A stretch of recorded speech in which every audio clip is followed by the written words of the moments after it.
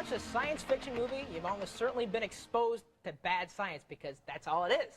From the dangers of asteroid impacts to being frozen, then revived, false ideas about science pop up in the media every single day. Well, here at Call for Help, we're going to put a stop to that, gosh darn it. With us today is astronomer Dr. Philip Plait, the man behind badastronomy.com. There we go, posing. Here, do it. And he's going to help us set the record straight. Phil, thank you for coming in. Thank you for having me here. So is there really such thing as ludicrous speed then? You know what? Yes, it is. It's an actual NASA designation, and it's more than 60 miles an hour. That is awesome. Yeah, I drive it every day. So what are some of the most common misconceptions in those science fiction movies? Oh, there are so many. It's so hard to choose. But we can start with my own field of astronomy. Okay. And we can talk about meteors. Meteors. Yes. All right. Yes. So meteors. like when we see them in the movies, like coming down, like in the movie Armageddon. Movie Armageddon. Yeah, they had like they were asteroids that were coming down to the Earth. Yeah, you know, if you watch Armageddon, I don't think there's any 10 seconds in that movie where there isn't some really egregious breach of science, actually. Wait a minute. So what's wrong about asteroids? I mean, they've come to the Earth. Well, they do. Yeah, sure. They come in and they impact, and it does happen. And as a matter of fact, there are asteroids that do exist, and there are asteroids in the movie, so they got that right. After that, yeah. Oh, here we go. So this would never happen. What's up? Here it comes. Oh no!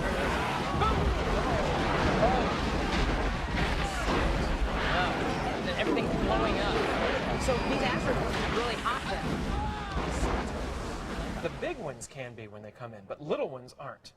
And when the little ones come in, they're hot as they're passing through the atmosphere. They're heated up as they pass through the atmosphere, but they cool very quickly. And when they fall to the ground and you pick them up, sometimes they're covered actually with frost because they're so cold sitting out in deep space. That cold sort of, you can think of it as leaking out, and when they pick it up, they're still hot. This is actually a meteorite. It is a sample from the meteor crater in Arizona, part of an asteroid. It was probably about 100 meters across, made of pure nickel iron, that hit in the U.S. desert probably like something like 50,000 years ago. This thing. Yeah, that thing right there. Now you can see. Now don't touch the yellow stuff. Oh! That's the fungus from outer space. You don't want to touch that. But you see the outer part here is black. It matches my shirt too. Oh, look at that. It's beautiful. The outer part is black. Yeah, the outer part's black because that's called fusion crust from the heating up in the Earth's atmosphere. And you can see these little scoops coming out of it. That's where the stuff is melted and blown off. Those are called regmaglypts. Regmaglypts? Yeah, put that down in your glossary. It's black, and you see when you cut this thing up and you flip it over to the other side, it's actually made of metal. And you can see the crystals in there. Those crystals are actually show that it's a meteorite because you don't get those when you get iron cooling under gravity. That is so So when cool. stuff's out in space and it's hot and it cools, And this you get came those patterns. from the picture we see behind us. And this crater right here is the Barringer crater in Arizona. In fact, it's a puzzle piece. If I just hold it up just right, I can get them, well, like right behind your head. No. There we go. Oh, look what's behind my ear. It's okay. So that talks about that's with the asteroids. What about? Yeah, so these things are cold when you pick them up a lot of the times. Yeah, unless they're big. Okay, so unless they're big. Yes. Are there any other misconceptions about asteroids that fall from the sky? That was Armageddon. Yes. What about like another movie like Deep Impact? Like Deep Impact. Both these movies came out in '98. They were similar, although Deep Impact was more touchy-feely and Armageddon was more gung-ho. Oh yeah, There we go. That's Deep Impact. They blow up the asteroid This is to make it. actually, not an asteroid. But that's okay. That's okay. Sorry. Oh, there it goes. It blows up, and you see, look at all the nice little debris hitting the Earth, making a beautiful show. Isn't that wonderful? So that would never happen? Not quite like that. You see, the thing is, you take a big chunk of rock that's miles across, and you let it hit intact. You're going to have like a trillion megaton impact all in one spot, something like that, or more. But if you blow it up, you're going to have a trillion 1 megaton impacts spread out all over the Earth. And there have actually been studies that show that this actually makes the damage more widespread and actually hurts a lot worse. It's the difference of like swallowing a grenade versus swallowing a million firecrackers. Which one would you rather do? Well, you know, neither of them recommended by the AMA. No. So there you go. So you're saying that keeping it intact would be less damaging than actually blowing it apart? Yeah, it's counterintuitive, but it's true. Very interesting. So what about like one of my favorite sci-fi series is Star Trek? Oh, I love Star Trek. Love the new show. The transporter things. Transporter. Yeah, the deal is, they talk about on the show how when you transport, beaming people. Oh, there you go. Perfect. There are like, what, 6 people there? Something like that. Yeah, the amount of energy that is stored in mass, you get E equals mc squared, this whole Einstein thing, right? That means that matter and energy are equivalent. And so you can take a little bit of matter and convert it to a lot of energy. Yeah. And if you take a person, like, say, Scotty, and turn him into energy, that's roughly a 3,000 megaton, equivalent to a 3,000 megaton explosion. Whoa! Now, there's something like 20,000 nuclear weapons on the planet, and so roughly those 6 people that we just saw beaming down equal to the entire amount of energy of the nuclear arsenal of the entire Earth. So, wow. You know, it's a lot, and it's kind of dangerous. You know, where are they storing this? You know, they got batteries, rows of batteries on the warp engines or something. I don't know. But they're always talking about running out of energy on Star Trek, and it's like, hey, just, you know, convert somebody to matter like or Scotty, energy, like yeah. some red shirt someplace. You know, Interesting.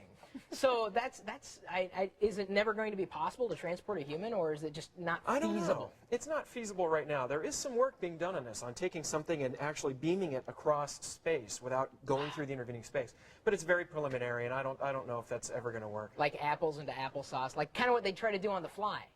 Yeah. You always got to make sure you keep a little can of Raid with you when you're using the transporter pod. It's my advice. That's always important, folks.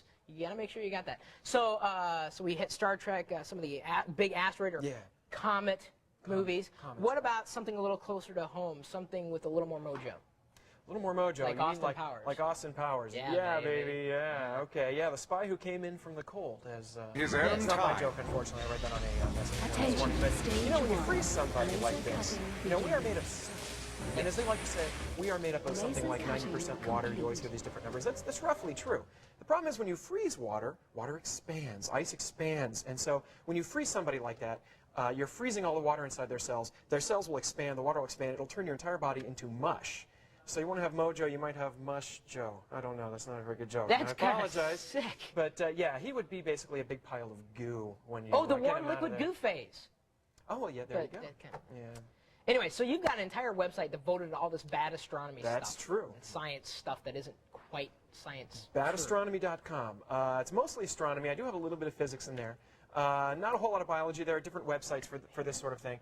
I do have movie reviews. The movies we have discussed and the TV shows we have discussed are reviewed there.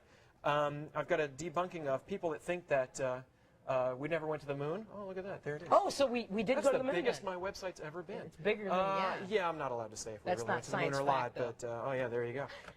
I just had my 4 millionth hit this year. Oh, really? Just yesterday. Well, here's And, 4 million and one. Oh, You there did such a go. great job. And thank you. And I've actually, my editor would kill me if I didn't mention that. I have a book called Bad Astronomy. You can actually see it there on the website. Oh, there's there the it is. plug I there. gotta put the plug in. Oh, wait. Yes. Angelina Jolie. I'm sorry, I had to keep scrolling. I think this is actually the first time that Angelina Jolie has made an appearance on an astronomy website. I don't know that for a fact. I'm just guessing.